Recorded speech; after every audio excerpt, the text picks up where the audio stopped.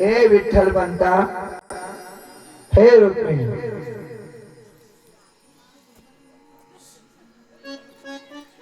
तुमच्या पोटी आम्ही जन्म धारण करणार. कोण? ब्रह्मा, विष्णू आणि महेश. नवे नवे तर शक्ती सुद्धा तुमच्या पोटी जन्म धारण करेल. विठ्ठल पंथा, रुक्मिणी, तुम्ही तुमच्या संसाराला सुरुवात करा. पहा, विठ्ठल पंत आणि रुक्मिणी चिंताग्रस्त होते, कारण समाधानी वाडीमध्ये टाकलं होतं. ब्राह्मण समाजाने म्हणून म्हणतात ना, अरे जिसका कोई नहीं उसका तो वो भगवंत होता है. आलं लक्ष?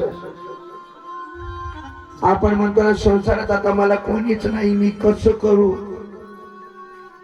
हे सर्व खोट आहे. असं म्हणणारा, अरे जरी हा परिवार नसेल, हा समाज आपल्या पाठीशी नसेल, सत्कर्म करा, तुमच्या पाठीशी भगवंत संत उभे आहे. तो आहे ना, तू का म्हणे घालू तयावरी भार, त्याच्यावर भार सोडा, तो तुम्हाला बरोबर मार्ग दाखवतो.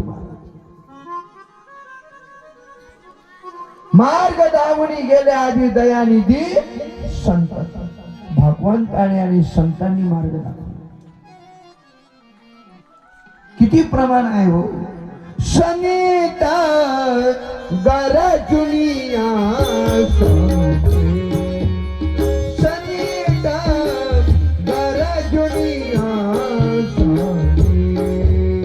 संत गरजुनिया संत गरजुनिया दावे त्यांच्या मागे मागे, दावे त्यांच्या मागे मागे, गावे त्यांच्या मागे मागे, गरजुनिया संत गरजुनिया. संतांनी मार्ग दाखवला, महाराज या मार्गाने जा. त्याप्रमाणे भगवंत म्हणतात, विठ्ठल म्हणता, रुक्मिणी, तुमच्या पोटी 3 पुत्र आणि 1 मुलगी कन्या जन्माला येणार आहे. स्वयं भगवंत तुमच्या पोटी अवतार धारण करणार आहे. तुम्ही फक्त संसाराला सुरुवात करा. आणि विठ्ठल पंत आणि रुक्मिणी झोपी गेले. महाराज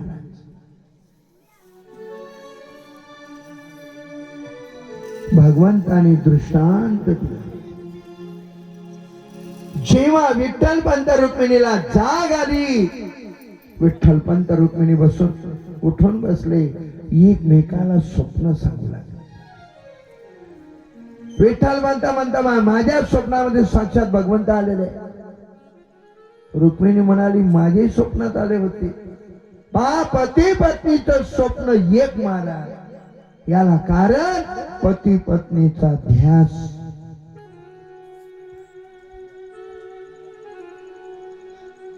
नवे नवे तर विठ्ठल पंत आणि रुक्मिणीने